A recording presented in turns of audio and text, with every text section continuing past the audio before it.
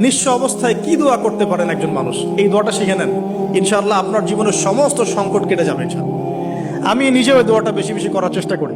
দোয়াটা হচ্ছে, মুসা আলাইহিস সালাম একটা গাছের নিচে হেলান দিয়ে বসলেন, বসে দেখলেন দুইজন মেয়ে দাঁড়িয়ে আছে দূরে, পানি নিতে পারছে না, লোকজন পানি নিয়ে যাচ্ছে, ওরা দাঁড়িয়ে আছে বেচারি।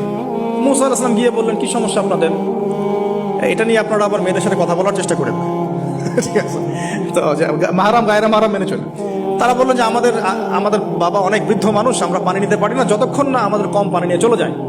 মুসা আলাইহিস সালাম তো একটু বললাম না, ফিজিক্যালি খুব স্ট্রং ছিলেন, থাকে না বডি বিল্ডার, সামনে গিয়ে কথা বলে সরব পানি নিতে দাও, তখন মানুষ একটু মূল্যায়ন করে না।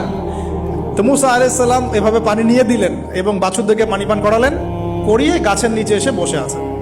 বসে বসে তিনি দোয়া করছেন, এই যে দোয়াটা তিনি দোয়া করছেন, রব্বি, একটা নেক কাজ করলেন, নেক কাজ করলেন না, মানুষের উপকার করলেন, নেক কাজ করে এসে গাছের নিচে বসে দোয়া করছেন, আল্লাহ এখানে তো আমার খাবার পানি বাসস্থান কিছুই নাই, আমি কি করব?